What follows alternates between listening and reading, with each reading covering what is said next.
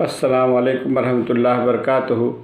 मुअज़्ज़ज़ नाज़रीन, 10 मार्च को जब रिज़ल्ट आना शुरू हुआ 5 रियासतों के इंतखाब का, तो कुछ देर तक तो मैं देखता रहा। उसके बाद दिल बर्दाश्ता होके टीवी बंद करके जाके लेट गया। फिर 1-2 घंटे बाद खोला तो नतीजे अपनी उम्मीद के मुताबिक नहीं थे। दिल में मायूसी हुई, फिर टीवी बंद ही कर दिया। आम मुसलमानों को जो जैसा सदमा हुआ तो मुझे भी अफसोस हुआ, मगर उसके बाद बहुत सी बातें मेरे जहन में आईं कि अल्लाह ताला जो करते हैं अपनी मर्ज़ी से करते हैं। लोगों की मर्ज़ी और लोगों के ख़यालात, लोगों के इरादे का उसमें कुछ दखल नहीं होता। फिर पहली बात तो ये जहन में आई मेरे, नमाज़ पढ़ने जा रहा था ज़ोहर की, कि मायूसी कुफ्र है, ये दिल से हटाना है। और कुरान शरीफ की कई आयतें मेरे जहन में आईं।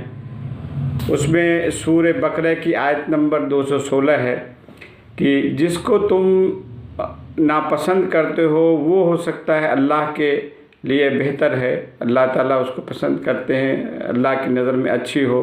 और जिसको तुम पसंद करते हो सकता है वो अल्लाह की नज़र में अच्छी ना हो।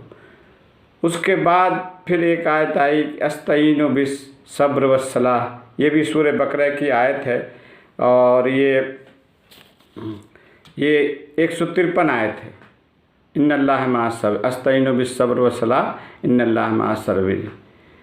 सब्र और नमाज से सहारा हासिल करो और अल्लाह ताला जो है सब्र करने वालों के साथ है। फिर ये बात जहन में आई कि देखिए हमारी अपनी कमज़ोरियाँ कहाँ हैं, क्यों ऐसा हुआ और क्या हमको मिला, क्या खोया। देखिए इसमें तो एक तो बीजेपी की जीत हुई है, ज़ाहिर में नज़र आ रहा है। लेकिन आप ये देखिए इस इलेक्शन में कितनी अच्छी बातें हुई हैं जिन पे आपकी नज़र नहीं जा रही। पहली की बात तो ये कि यूपी में और चारों स्टेट में मुसलमान अल्हम्दुलिल्लाह मुत्तहिद हुआ है।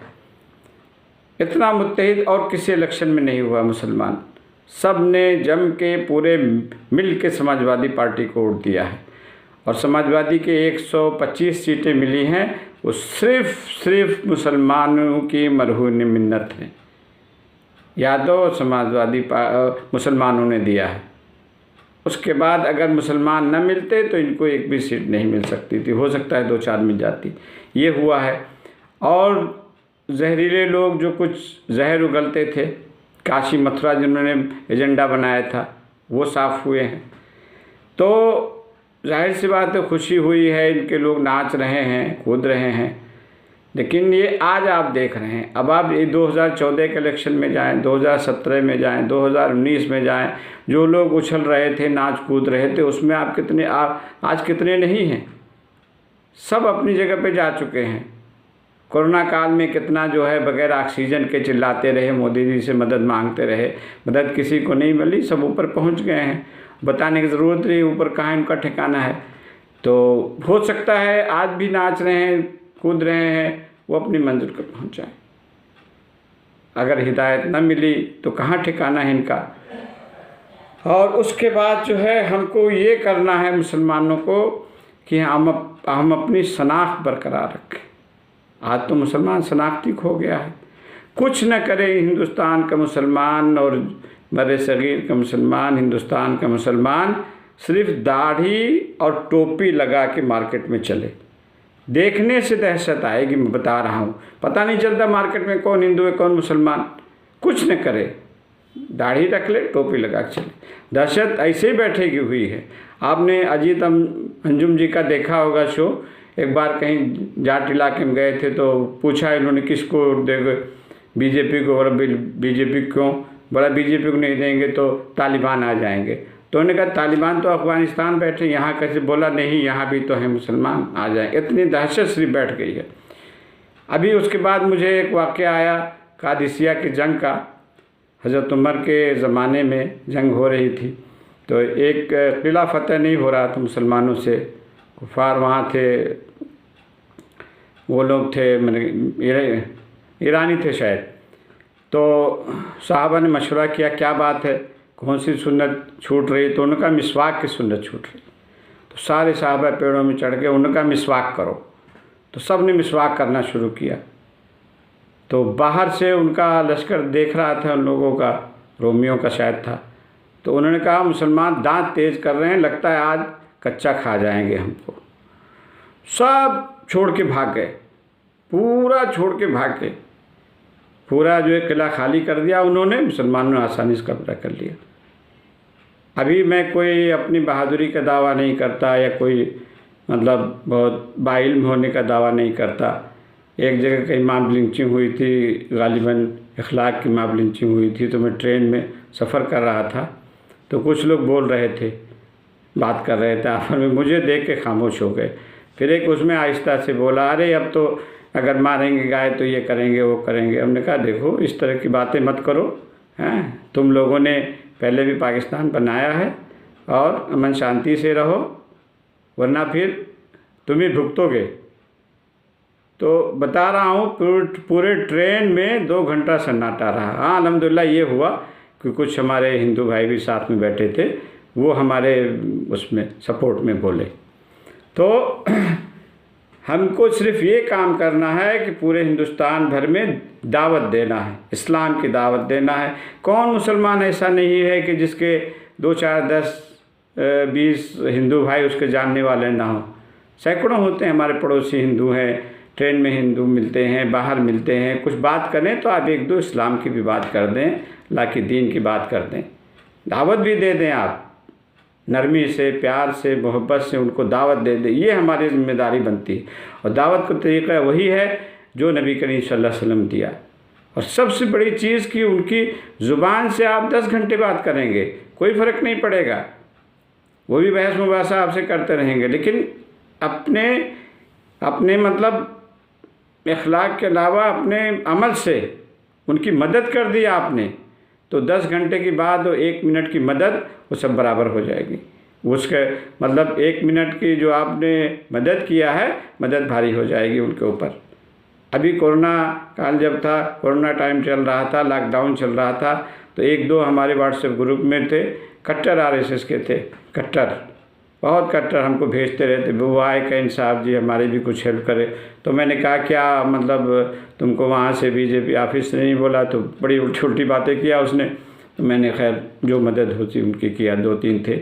तो आज वो कुछ नहीं भेजता, बहुत बीजेपी के ख़िलाफ़ है, बहुत मुखालिफ बात करता है वो।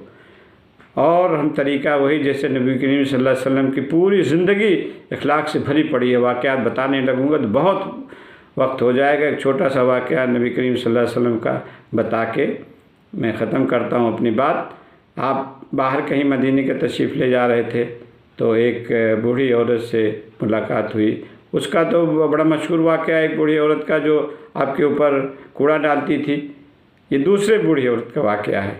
तो उसने अपनी पोटली उठाई हुई थी, तो उन्होंने कहा बूढ़ी अम्मा कहाँ जा रही हो? उसने कहा मैं मदीना छोड़ के जा रही हूँ, इसलिए कि यहाँ एक जादूगर आया है जो अपने दीन से लोगों को फेर रहा है।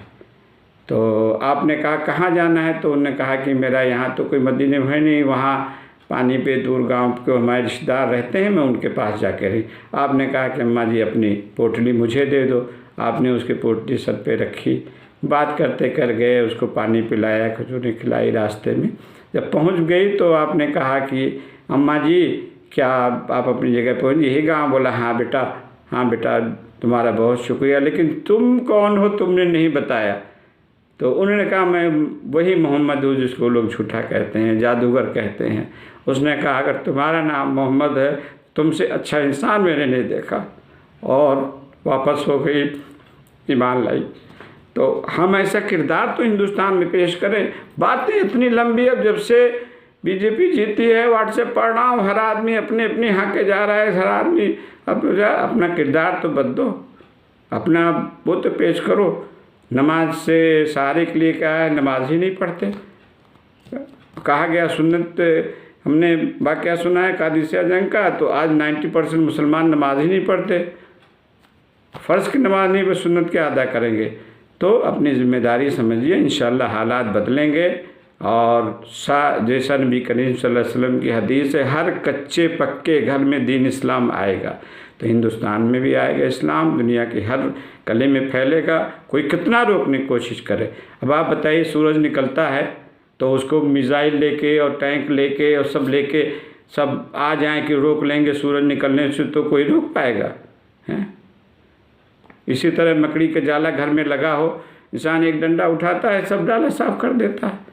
तो डंडा तो उठाना ही पड़ता है जाला साफ़ करने के लिए, तो कुछ तो हमको करना पड़ेगा। जिसकी जितनी हैसियत है, जो जैसा कर सकता है, लेकिन नरमी से, प्यार मोहब्बत से। आगे भी हालात आएंगे मुश्किल, सब जगह आते हैं, हिंदुस्तान में भी आएंगे, सब जगह आएंगे हालात मुश्किल। तो जैसे हमारे अमाल जा रहे हैं वैसे अल्लाह के फ़ैसले आ रहे हैं। तो अमाल ठीक करें, अपने आप को ठीक करें, अल्लाह ताला सब बेहतरी करेगा। हमारे लिए भी दुआ करें और अल्लाह ताला हम सबको अमल की तौफीक दे। आमीन।